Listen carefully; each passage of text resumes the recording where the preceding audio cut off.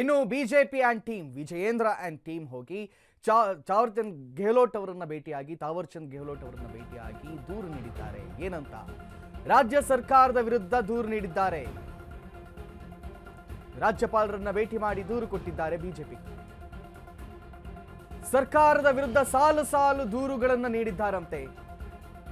ನಮ್ಮ ಹತ್ರ ಇದನ್ನೆಲ್ಲ ಸಹಿಸಿಕೊಳ್ಳಕ್ ಸಾಧ್ಯವಿಲ್ಲ, ದಯವಿಟ್ಟು ನೀವಾದ್ರೂ ನೋಡಿ ಅಂತ ತಾವರ್ಚಂದ್ ಗೆಹ್ಲೋಟ್ ಅವರನ್ನ ಭೇಟಿಯಾಗಿದ್ದಾರೆ ಬಿಜೆಪಿಯ ಮುಖಂಡರು. ದ್ವೇಷ ಭಾಷಣ ಬಿಲ್ ಪಾಸ್ ತಡೆ ಹಿಡಿಯುವಂತೆ ಕೂಡ ಮನವಿಯನ್ನ ಮಾಡಿದ್ದಾರೆ. ರಾಜ್ಯದಲ್ಲಿ ಕಾನೂನು ಸುವ್ಯವಸ್ಥೆ ಹದಗೆಟ್ಟಿದೆ ಅಂತ ಕಿಡಿಕಾರಿದ್ದಾರೆ. ಸರ್ಕಾರದಿಂದ ವರದಿ ಪಡೆಯಲು ಬಿಜೆಪಿ ನಿಯೋಗ ಮನವಿಯನ್ನ ಸಲ್ಲಿಕೆ ಮಾಡಿದೆ. ರಾಜ್ಯ ಸರ್ಕಾರದ ವಿರುದ್ಧ ದೂರು ನೀಡಿದೆ ಅಂತೆ ಬಿಜೆಪಿ ಟೀಮ್. ರಾಜ್ಯಪಾಲರನ್ನ ಭೇಟಿ ಮಾಡಿ ರಾಜ್ಯಾಧ್ಯಕ್ಷ ವಿಜಯೇಂದರ್ ಆರ್ ಅಶೋಕ್ ನೇತೃತ್ವದಲ್ಲಿ ಭೇಟಿಯನ್ನ ಮಾಡಲಾಗಿದೆ.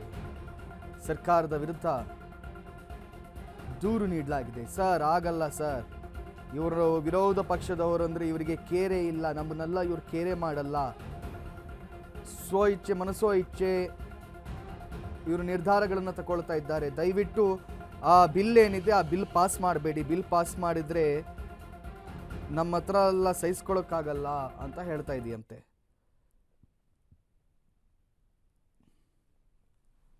ಯಾರು?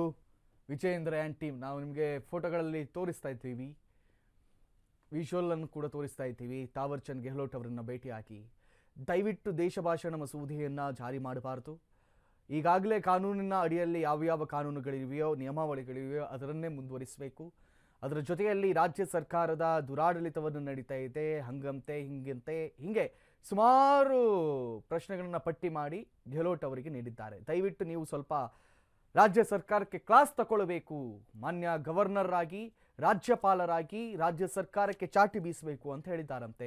ನೋಡಬೇಕು ಗೆಹ್ಲೋಟ್ ಅವರ ನಡೆ ಇನ್ನು ಮುಂದೆ ಯಾವ ರೀತಿ ಇರುತ್ತೆ ಅಂತ.